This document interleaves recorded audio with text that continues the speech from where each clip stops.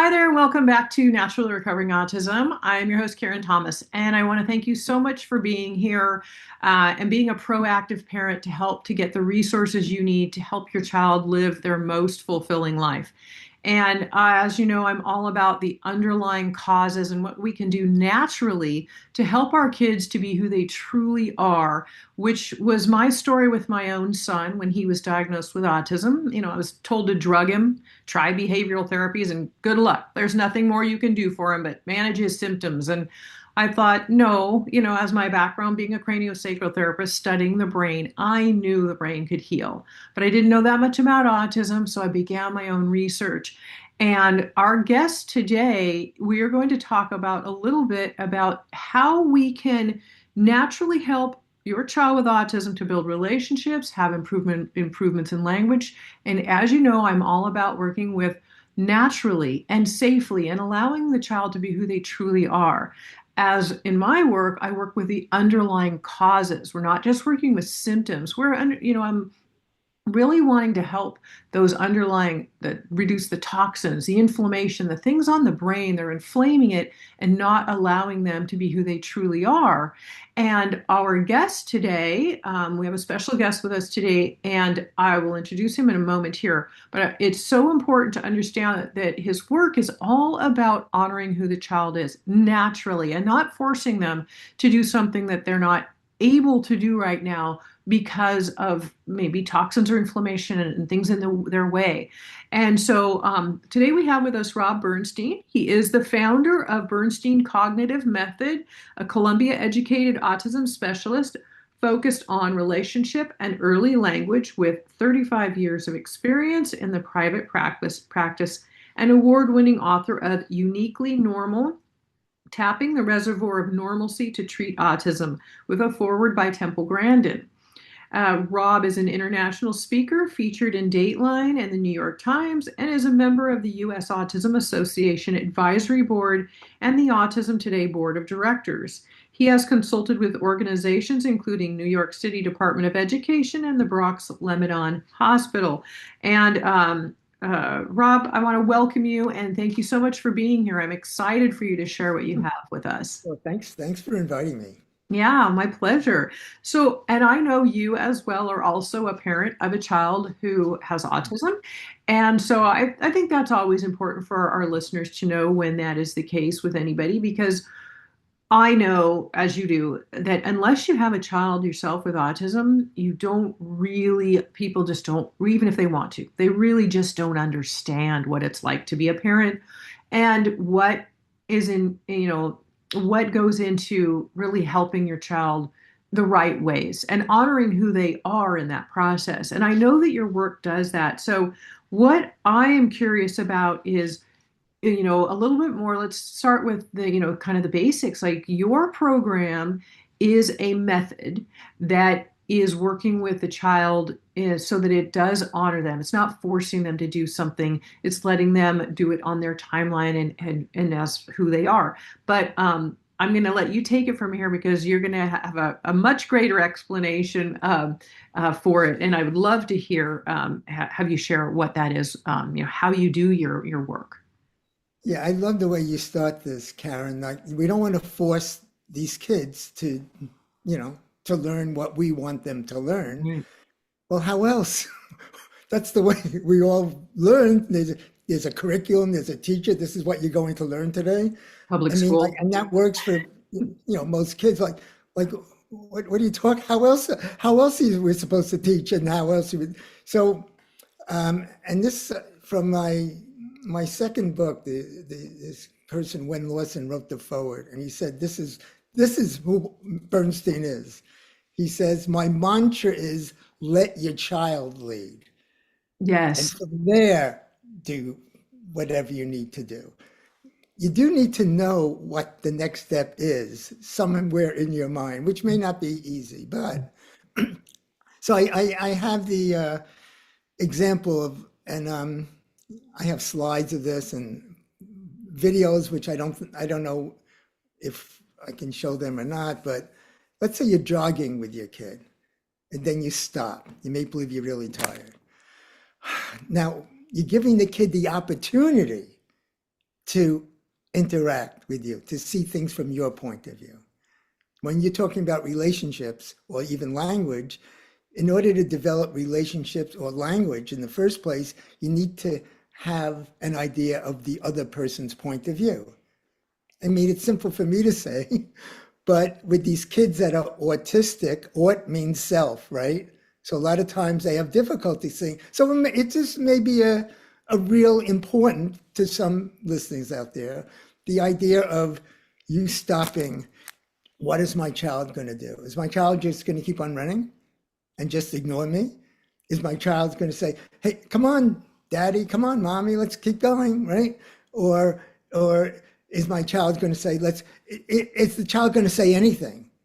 Is it going to elicit some language in the first place? So the point is that we're following the kid's lead. The kid wants to run around, wants to jog, and we're taking that lead, and then we're intervening and engaging with him. And so my job is understanding how the child thinks, how his mind or her mind or their mind works. So I'll create these exercises that will see how they think and how they relate and how they feel. So So in that this case, the parent could, through the methods you teach, asking a series of questions or having a series of interactions is going to, per the child's responses and reactions, is going to give them the information of what they need to know what your next step would be with that unique child. Is that right? it's not only right, it's perfect. Okay. Because for a parent to do that, you're saying something that may sound simple, but it's profound, Mhm. that a parent needs to have an open mind to observe Right. what's going on with their child, as opposed to, oh, did you answer the question correctly? Let me help you. Did you do this correctly? I want to, you want to bring a child to a situation and observe what they do. Here's a simple example of what you're talking about attending somebody else. Let's say you're taking turns playing the guitar, right? Now it's your turn, all right? I want a turn. Okay, is the kid going to give it? So then now, for one reason, one way or another, I take the guitar, right? I'm playing it. It's my turn. Is the kid like, just all over the place? Or is he paying attention to me playing? Right. The idea of taking a turn is that they have to pay attention to the other people whose turn it is, not to totally tune out. So this is an example off the top of my head that if it's my turn, I'm observing that child. That's what we're talking about. I'm looking. Is a child looking at me and waiting for their turn? I, Are they screaming on the I've floor done in a tantrum? Are they running off the other direction? right, or grabbing the Right. guitar, or all of this is telling me something about the way their mind works. Right. So this happens all the time. I mean, if I see a kid for 5 minutes, I'm going to have an impression. Hmm. A parent who's with the child all the time could figure out, wait, how does the child thinking or not thinking? Like you Right. said, it might be a question, it might be just an action to Right. see how a child reacts. Kid likes to line things up. If you move one of these things, what happens? The kid has it, like you said, does the kid have a tantrum? He just puts it back. Hmm. And to me, this is fun. Hmm. To me, all of this is fun to explore a mind and then know what to do about initiating speech or a healthy relationship. And I think that's the piece, really, like nobody knows a child better than their parent. You're with them the most, you know what their, you know, tendencies are, what they do kind of regularly, what's irregular, and really to understand these methods, and then to be able to now take what you're saying, that you can take this information, because parents may say, yes, I know what my child usually does in this situation, or I'll do that with them, and then then they'll have this reaction. Now, what do I do?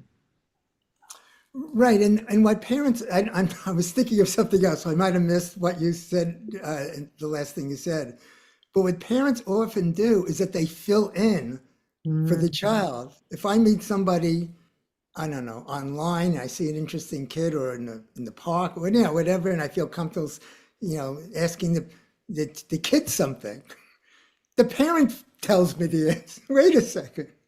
The parent, when you find yourself filling in for your child, and we all do that, Mm-hmm. we fill in for the child, but if we reflect and say, oh, yeah, I'm filling in because my kid really can't answer a question like that, well, that should tell you something about what your child can't do. And maybe that should be one of the goals of what you want your child to do instead of just saying, that's how this, that's how my child is. Mm-hmm. I'm saying that's how he is today. Maybe we can do something that's he's different tomorrow. I have this Yeah. discussion like weekly with parents. I'm all You about know, the solutions. I always say, so okay, this is going on. Okay, well, what's the cause, and what can we do about it? What's the solution? What's the solution? Not just right. this is going on and we don't know what to do. What's the solution?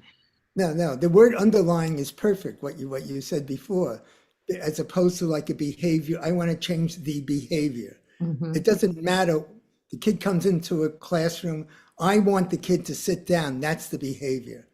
So I'm going to give him his favorite cookie when he sits down. Hmm. I'm going to reinforce whatever. And Hmm. I'm saying, wait a second. Maybe the kid's not sitting down and he's upset. Maybe because his dog died that morning. Hmm. Wouldn't that be relevant? Hmm. Right. Right? And that makes sense. But the behaviors would say, oh yeah, so every kid that's upset, you're going to ask them, you'll never get to the lesson. So there are different points of view and different aspects of Hmm. how good education is, or what you consider I consider good education. Hmm. Hmm. My son had a second grade teacher, and she said, it was the first few days of class, and he was starting to already get in trouble in the classrooms before any of the real work had been done that I did with him. And she said, I need to know what's going to make him basically listen to me. She said, when I say jump, I want him to say how high. And I thought, oh my gosh, this is he's 7 years old. And he has autism, which, is trying to inform people about. But yeah, anyway, yeah, it's like, okay, well, what's going on for you? How often do people take the time to understand what is somebody's really feeling or what's going on for them to help work with that person in the right way in understanding, rather than just this is what I want you to do, so just do it, like, and Right. that's so common. So my response to that is, I mean, your one response is that part of your job as an educator is to engage the kids, Hmm. right? If you're teaching a high school class and you bring a former astronaut to class, most of the kids are going to pay attention. Hmm. Right? If you bring like I have a bunch of chemistry experiments here that I use, and I have an chemistry experiment that causes an explosion. I mean, your Who kid doesn't who love an explosion? what's I what'd you say? shouldn't say that. It was in a healthy, safe way. I said, who Oh doesn't yeah, like an right. explosion in a classroom? Yeah, So no, you're getting there their are attention, right? They have interest, right, oh, magic tricks, right? you know. Yeah. So I use all these ways of engaging. A parent, the kid's on his iPad, and I'm calling him into my office, and the parent says, "Give me your iPad because now you're going to." I said, "No, let the kid come in with he's tied to it. Let him come in. If I can't do something that's more engaging than his iPad, then I'm not doing my job." Mm-hmm. I don't need to take for me one on one, right? If it's a class, it's different. And maybe I'm interested in seeing what he's doing. Some of these games are incredibly sophisticated, Mm-hmm. you know. Yeah. So it's a matter of engaging the kid like with the running example, it's a matter of engaging the kid and then do your teaching through that. Yeah, absolutely. And as we talked about, you have a natural approach to, you said, cognitive and thinking differently. So I'm wondering, what it is, how you say you tap into the reservoir of normalcy. Can you explain that a bit more too? Like what is it that you do? Can you give an example? I could. I'm going through, several in my A mind. lot of cognitive processing Um, going on at the same time. uh, there's such a thing as normal language development. And I learned that fairly thoroughly from my teacher, Lois Bloom at Columbia. She wrote a whole book on normal language development. And, and when you look at kids on the spectrum, there's often a gap of developing, language because they have that's one of the things that they have difficulty with. So there's a natural progression, and let's say this is my words, you're not going to look up gap and find, and so just to answer your question, if I could bridge that gap, if I could go back and devise something that's going to enhance the way of thinking that they need in order to speak normally, then there's nothing more natural than that. Mhm. I'm putting these kids in natural situation that I contrive that's going to enhance that the development. And now I'm going to give you an example because I'm very all curious. right, all right. What was your first word? Do you remember? I do not. All right. I can That's a tell you my break. son's first word. That is a breaking point in our relationship. No, okay. A lot of times, first words of people, many times, besides mom and dad, whatever, um, it's not chair or it's not house. It's something like up Yeah. because they hear up 100 different ways. Pick it up, get up, you know, and so if I'm creating a situation where I want this kid who's mostly non-speaking to start speaking and relating, and I have a video of this. I'm going to this 2-year-old girl and she's reaching out, right? So she has the idea of me picking her up. Hmm. And now I'm encouraging her to say, pick me up. Hmm. So that's how we learn naturally Hmm. to say up or pick me up, So I want to get back to that natural situation and help her. Here's where the teaching comes in. Hmm. If you think in terms of language, and there are different views of language development, a speech therapist may feel like, okay, I'm going to teach this kid to speak. Here are the top 50 words that kids learn. I'm going to hold up a flashcard of a car or dog. I'm going to have the kid say dog. My cognitive philosophy tells me speech comes from ideas. If Yeah. the kid has the idea, speech should come or should learn. The kid should be able to learn to say something along those lines. So if kid's reaching up, she has the idea. And I don't know how how much philosophy or detail, but my mentor Right. Lois We get the Bloom idea. gave it. Yeah, they've got the idea of it. There's more of a thought process behind it than just a word. So you have more of an association in your mind. Right, and then if that isn't there, you may have to teach the ideas Mm. because Hmm. kids have a funny thing. They learn what they're taught. Hmm. True. So I had a camp for 3 weeks. I taught this kid to say his very first words. It got written up in the New York Times. And so I had this kid say kind of what we're talking about. Go outside, let's pick me up, like real communicative, real language, as I would call it. And the kid lived in Detroit, and I, wrote up, some of the details. I had the kid back the next summer with a letter that the teacher was very excited. This kid knows 50 words So she said, you hold up a picture of a raisin, he'll say raisin. And Mhm. that's true. But he lost the real language of pick me Right, up, let's eat, I'm right. hungry. Yeah. That was gone because he learned all the words. Because all they Like, taught him were the words without more context. Because because they that didn't have that belief maybe that he would, or they thought that would be easier for him, so it's the way they're taught. That's yeah, what language is. right. Language is learning words. Yeah. So and that was just their orientation. And there are some listeners and they say, well, what's wrong with that?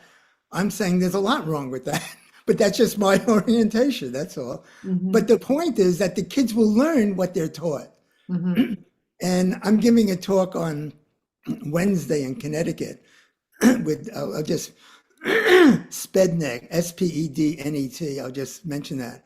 But like my whole point is that you, we need as parents and in terms of my cognitive approach, you want to know what to do. If you feel that learning 50 words is what you're supposed to do, then okay, or if you want to learn if the kid should speak back and forth and really have a back and forth conversation, then all right, first understand what's the most important things for your kid to learn. And then you could easily do it through natural ways. Yeah, and it should be done naturally. I mean, like you're saying, you always say build trust before anything, and a child has to trust the person who's teaching them. I know people who have sent their children. Myself, when he was first diagnosed, I was try these behavioral therapies and these practitioners, and I thought, okay, well, I didn't know anything better, so okay, tried them, and all I did was watch his self-esteem get just Right, turned down, and he's like, Mom, I want to, but I can't. Why can't I? Now I know that his brain was too toxic and inflamed at the time to be able to do what was asked of him, even though we knew he was brilliant. And right, thinking, right. what is it? And I finally just even I got finally the therapist agreed with me. This isn't working for him. It is not helping him and it's hurting him. So I pulled him out. I did the underlying work that I do. I work with the underlying toxins, pathogens, infections, get rid of those things that are inflaming the brain and help the body be healthy so the brain can be healthy. And then he never needed to go back to those therapies ever. And I Mm, always tell everybody everybody's level of recovery and their outcome will be different, but at least when you get those things out of the way, you'll know more about what your child is more capable of. But by working with them at least at their level where they're at and without forcing them to do something that a therapist thinks they should be doing, but by helping encourage them to be who they are, they're individuals, right. and work with how they think. But that's what we need to learn more of. I'm being more exploratory with our kids and finding out, like you're saying, by a series of questions. And I know that you have some programs that you teach online, and basically they look like they are what we're talking about. You will teach a parent to ask certain questions or work with their child in specific ways, and from that information that they gather, then you have a directive of which kind of ways that it would be best to work with that particular child for themselves at home. Is this correct? Exactly. Right. What Okay. I do with every, I don't, you explain this to me, Karen. Maybe one out of five listen to my suggestion. I think it's such a valuable one. And that is, I asked them to take maybe 10, 15-second videos Mm. of them working with their kid or trying one of the things that I suggested. But it's when the people who do it, it's so valuable Mm. because then I see what they do. So I'm training them as to what they did that could have been perfect, or you could have done something further. Or now that that was great and you got a terrific response, what do you do next? Right. Because there's always a next thing, and that's Absolutely. and that's an important thing to either ask your teacher or your therapist. Now that he's starting to talk for the first time, all right, what's next? Hmm. You know, the kid still may need assistance. So, and the idea of self-esteem is arguably the most important thing in a human being, self-esteem. And and it's the kid. That's one of my favorite lectures on self-esteem, Mhm. where Because it's the our kids process. have it, yeah, What's that? our kids with autism have usually had some damage to their self-esteem of the way that they think about themselves, the way they've been treated. Right. It's part of a book that I'm writing now on how they've been damaged, the way they're treated. And it's traumatizing is not an understatement Right. for these kids. And and it's just the other day, a teacher asked me of a class of whatever it is, 12 kids, and I'm doing a lesson and this kid doesn't get it. What should I do? I said, number one, don't embarrass the kid. Don't say, "Hey, you're not listening." So the kid isn't listening, but there's a good reason for it Hmm. because the kid's just not following it. Hmm. So leave the kid alone. Yeah. I told him, and then after the lesson, go over to him and I explain what kind of thing the kid needs to hear in order to get what you're talking about. So just take those, 30 seconds or a minute and explain to him afterwards. But the not embarrassing, not calling on him and making him feel not that all those things are detrimental to his self-esteem. Hmm. It's For so any of us, we easy. all remember the teacher that was mean to us or had negative things, or it's all the way that people, I mean, communication skills, the way that people talk to others.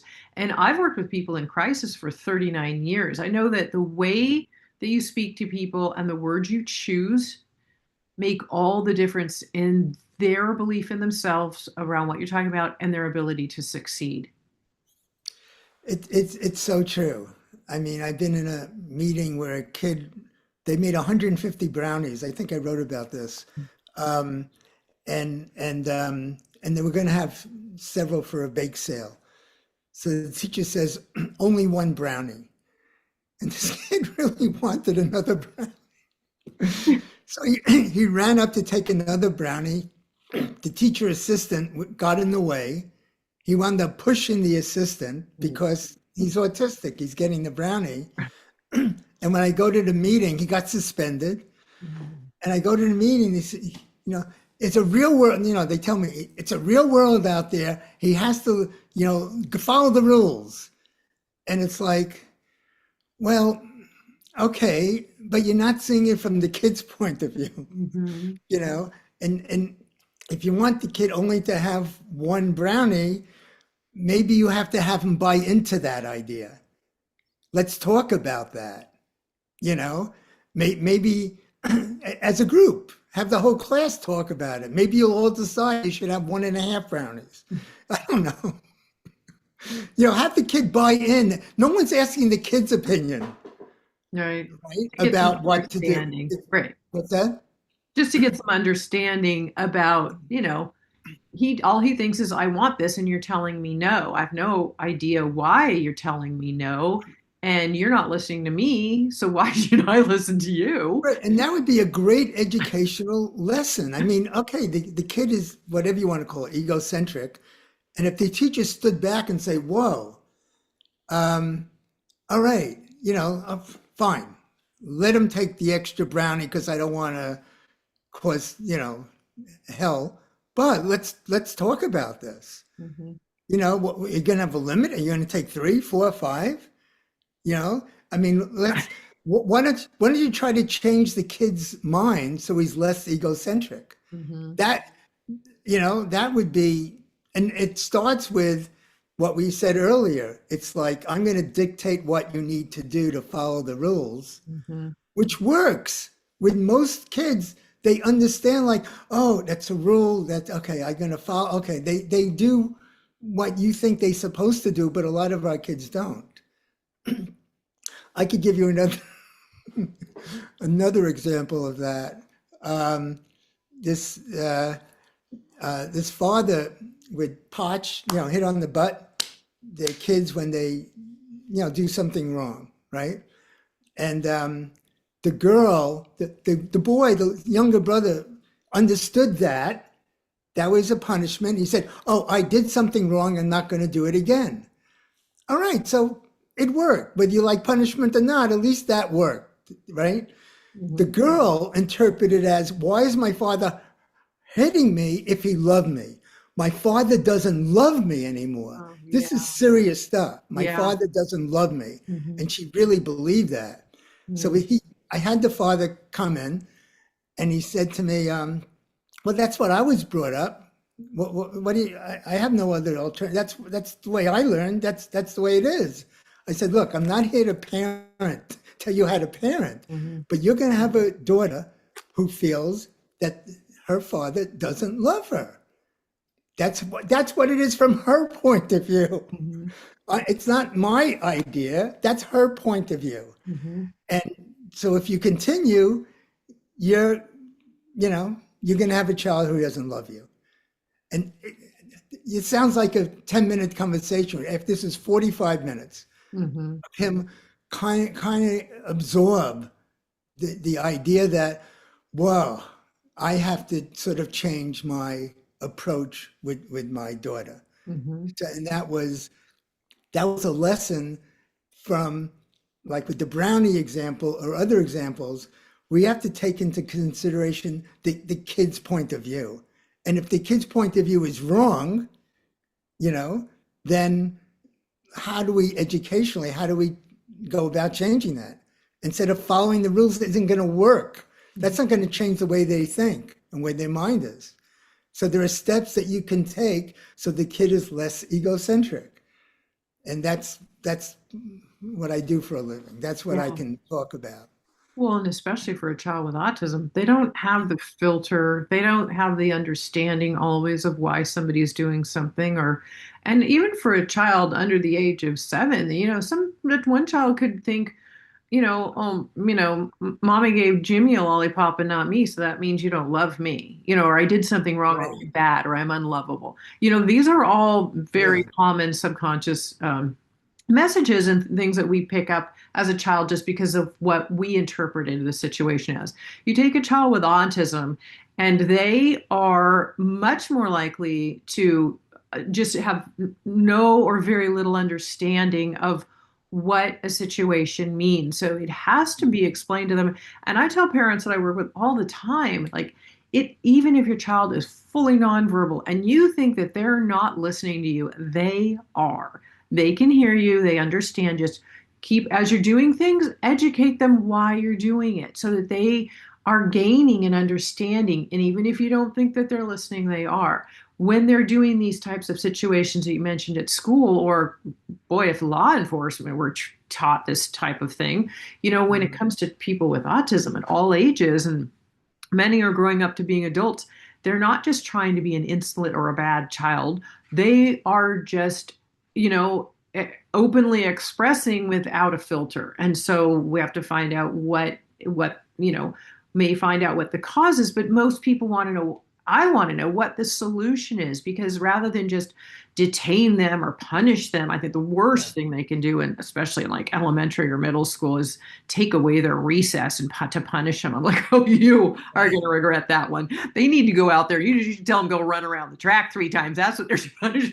That's going to make them better.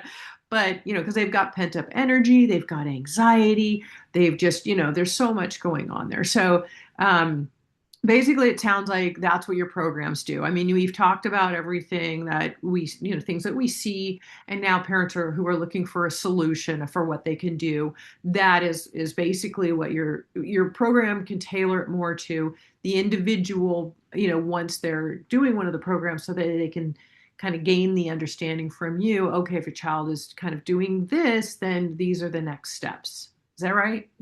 That's exactly right. And you brought up something really important that I've talked to police. I had a symposium about with first responders, police, Hmm. uh, Hmm. EMS Yeah. workers, fire, and because the policemen will get called and they're going in, whether they should use their gun. I mean, that's their job, Yeah. you know. So I gave a talk on wait a second. If you're taking this family out, because there's a fire, and you know, it may be worth it for you to ask the mom what's his favorite toy. It may sound like you're wasting time, but if you don't do that, you may get a screaming kid on your hands. Right.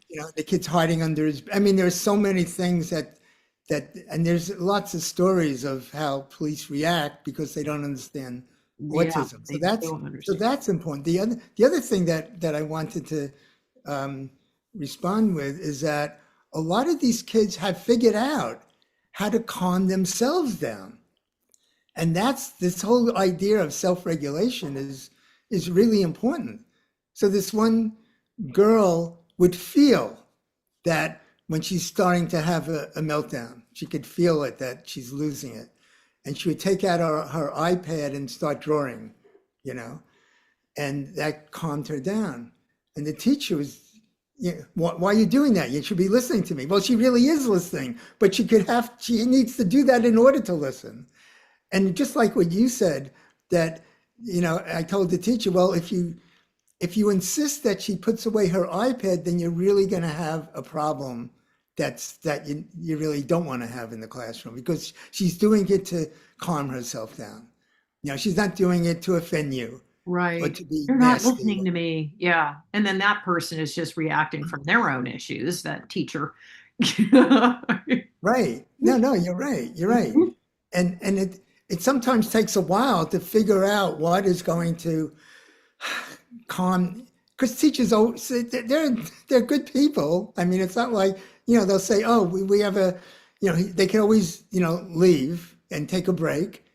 But then the kid has to be aware that this is what they need in order to calm them. It's not, that process isn't always so easy. Right. And So they don't part of even our, know themselves. Yeah. yeah, exactly. Part of our job to find out like what they need to keep regulate. It might be the noise or the lights or like you said, the kids might not even know. But it's part of our job is to, oh yeah, you're coming back from gym and the smells, Mm. the perspiration is what, and it could be, as you know, being sensory sensitive. But let's find out what it is, as opposed to saying, oh, I need you to pay attention or to do your work. Why aren't you doing your work? You did the math problem yesterday. What's your problem today? And it's that sort of thing of, again, looking at the kid's point of view. But I want to bring one other thing up, and that is, what are you thinking? You're thinking of something else. No, I'm listening to what you're saying, and I'm just thinking about different kids and situations, and many are sent to things like a typical ABA therapy, and how different this is, that it listens to the individual child, and how often most of us are really dealing with somebody else's issue. Just like if you take a relationship course or a communication skills course or anything like that, it's important for people to learn these things that we're not really taught growing up. We Right, react from our own emotions based on our belief of what the situation is, whether you're autistic or not. But we just know the children or parent adults, everybody with autism often doesn't have the filter. So it takes a little bit more of an explanation and much more understanding of the person who is working with them as well. So yeah, that's what I was thinking. What were you going to say next?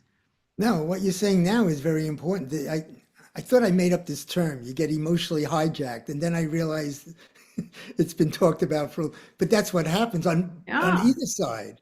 The Hmm. child or the teacher or the parent, they get emotionally hijacked, and it's now they're working from emotions, Yes. and no good solution often comes from that.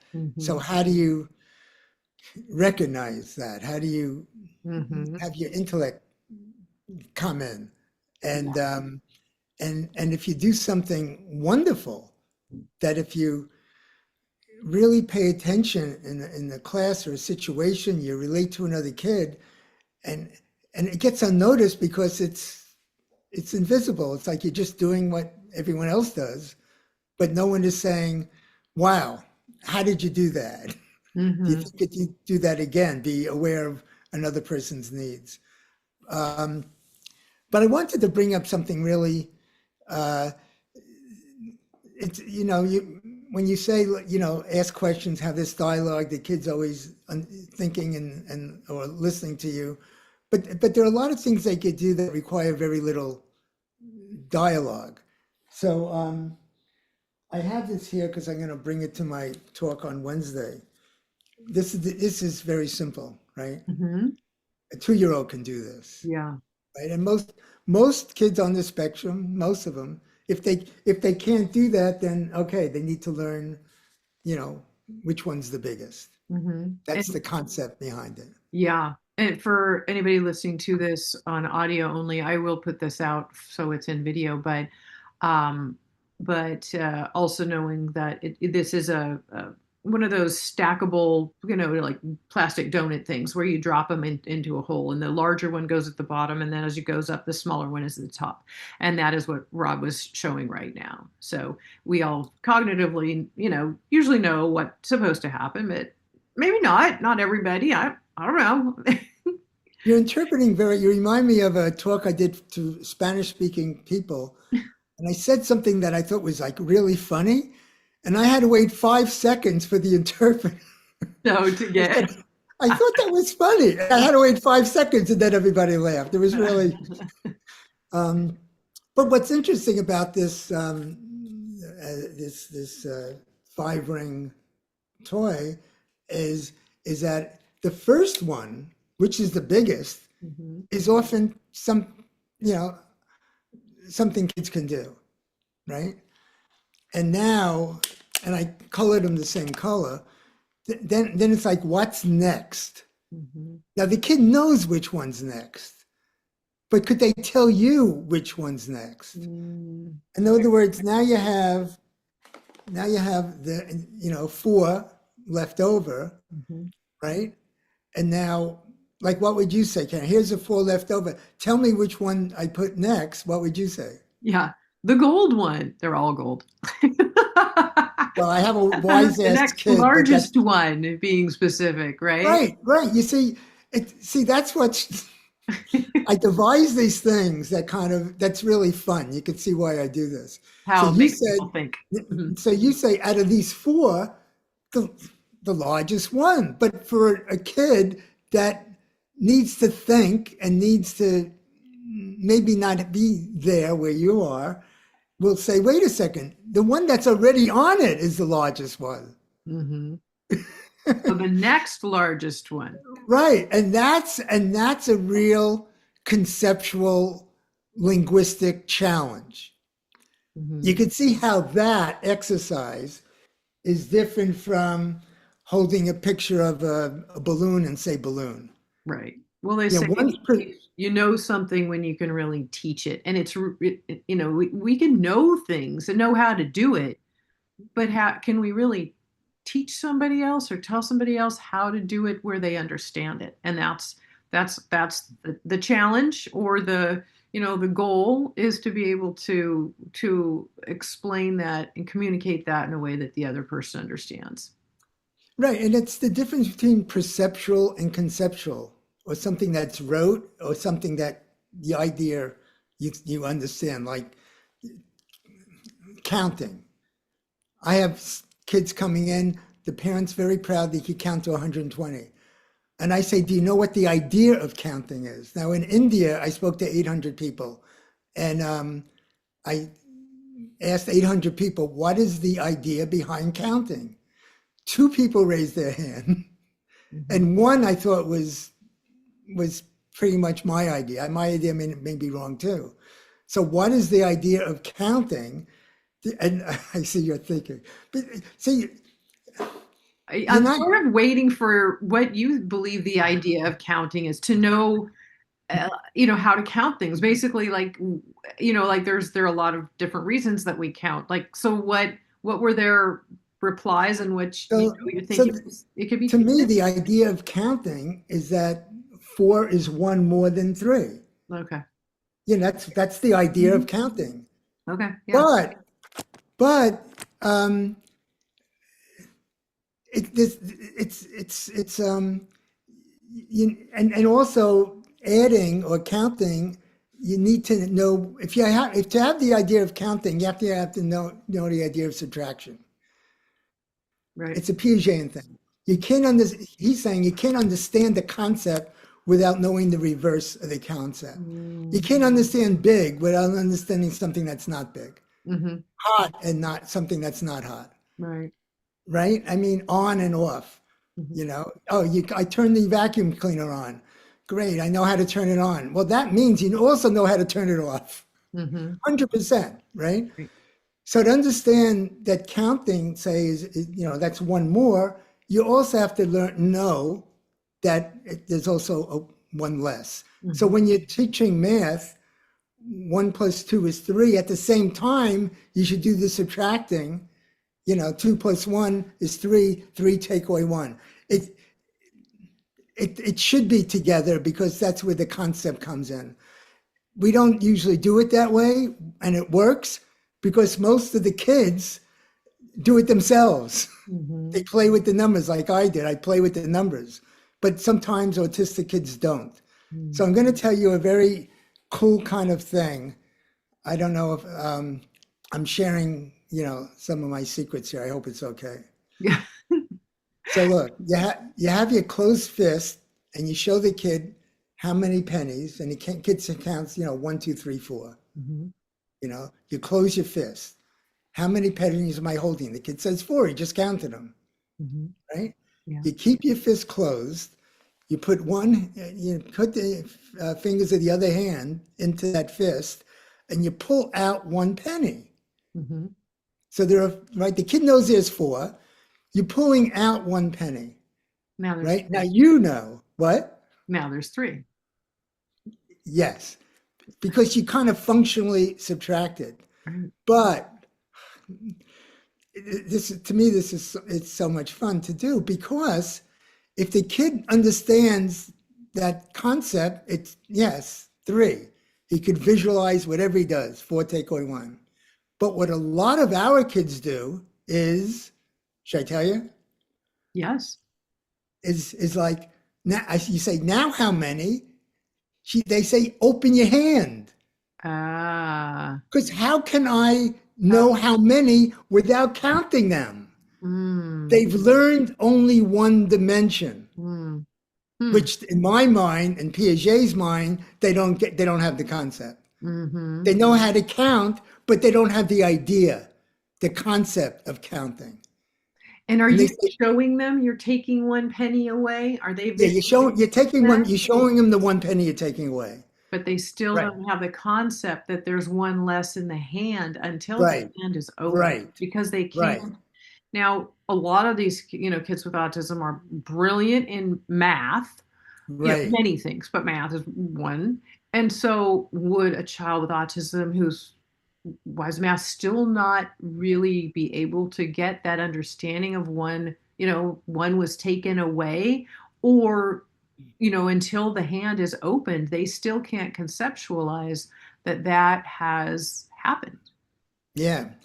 Oh, I would hope if somebody's really, really yeah, good at math, then this is going to be something easy. But right. they may not be good at how to have a relationship with someone, a romantic relationship, and be able to understand what the other person wants or what the other person is saying. Without So, asking or so somebody it, telling them. Yeah, like yeah. parents even So need to do with their kids. I'm feeling this way, and I don't know if you know how I'm feeling, so I want to tell you. How are you feeling right now? right, it literally doesn't enter Yeah. people's minds what how the other person might feel. Right. We And assume we know. And because but our mind is telling us of what they're thinking, but that's for anybody. That's not very commonly not even what the reality is, what that person. and what do kids say to me? They say, "How do you know what's in someone's mind? That's impossible, Mm. right? How do you know what someone else is thinking?" Yeah, they don't I said, "Okay, understand. let's take a walk." So we take a walk. We see this mother and a 2-year-old, trailing her. I said, "In the next 10 seconds, the mother's going to turn around." How do you know? Yeah. Of course she's going to turn Ah. around. She has to check her, right? And it's like, yeah, you could know what's in the mind of somebody else. It's not so impossible. Right. I have to, I have to prove this to some of these kids.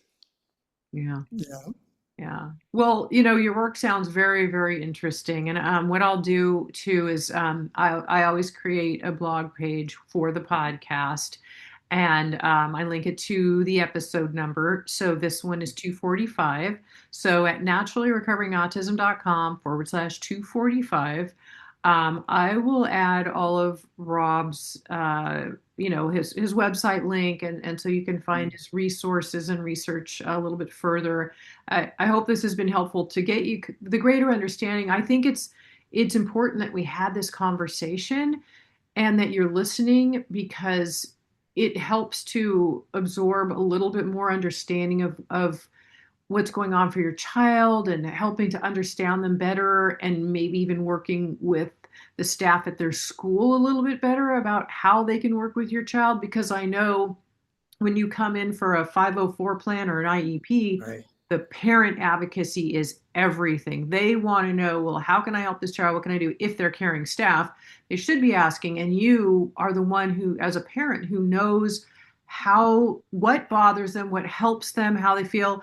But this programming from Rob sounds like it's taking that a full leap bound better to understand more of what more solutions you can offer your child when you're not sure. And then you have now the ability to go teach that to the people in their lives that they're going to be working with, whether it's an employer or a teacher or one of Right. the staff members at school.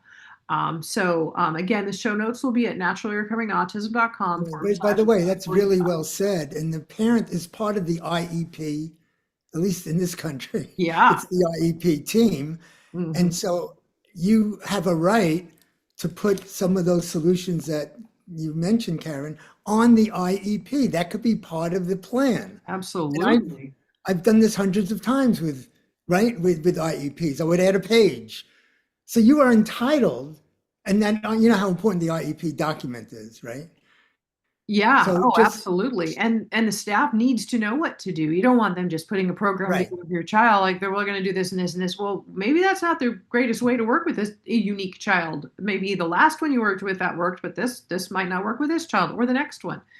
So they need yeah, education. And this is autism is on the rise. We're close to 1 in 30 kids being diagnosed with autism.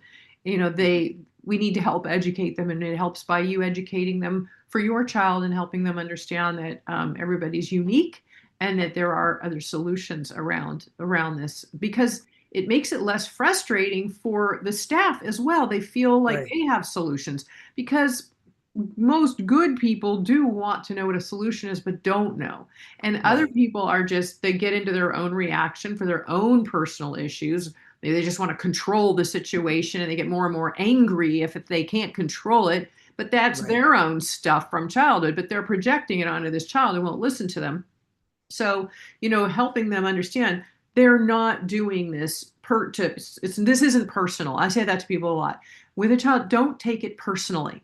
This is Right. not about you. It is about how their brain is working, how they are thinking, and how they know to just, go about life. They don't know any better. And so we need to teach them that. That's really what it is up to us to do, is help them function and navigate through life so that they can live a more productive and quality life.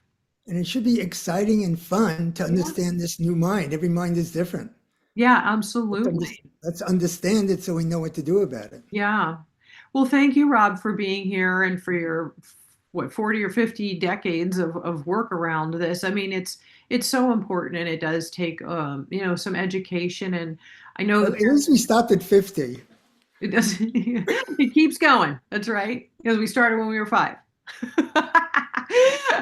And yeah, that's what I always say. It's just I'm not stopping my research. I'm continually, working to educate myself deeper and further. So because I want to help educate parents and give them the resources to help their children naturally and safely live Yeah. to their full potential and in their happiest and healthiest way possible. And that's always what I say. And that's where, the resources for what we can offer for the physical, like I work a lot with the toxins, pathogens, infections, things like that, and the cognitive and emotional aspects that go with it. and really supporting and nurturing that, because the self-esteem is a big issue for our kids with autism, and they don't have friends and they want them, and they don't Right, understand why they don't have friends, and why are the teachers always mad at me, and why do I feel so lonely? And it's really right. sad, and they need to know that there are people who understand them, and it starts with the parents, and the parents educating further, and Yeah. there are plenty of parents out there now who can help educate. So the more resources they can have, cognition and all of this, and helping naturally, not forcing a child to Yeah. behave in a particular way that this is what we do here in this therapy. No, you're working with the individual and helping them to be understood. Yeah. We'll talk about friends next time. Yeah, that's a big one, right? Social interactions, absolutely. Well, I would imagine that this work is going to sort of feed into it, because they're going to Yeah. start having more knowledge and more skills around relationships by learning these steps through with their Yeah. parents and other people. Hmm. Right? Yeah. Well said. All right. Well, thank you so much again, Rob. And everybody, their show notes will be at naturallyrecoveringautism.com/245, where you can find Rob's resources. And we hope that this was helpful for you. And as always, I thank you for being here and getting the natural resources that you need, that can help you to help your child to live their best life. Thanks for being here, and we look forward to seeing you next time. Thank you. Bye bye.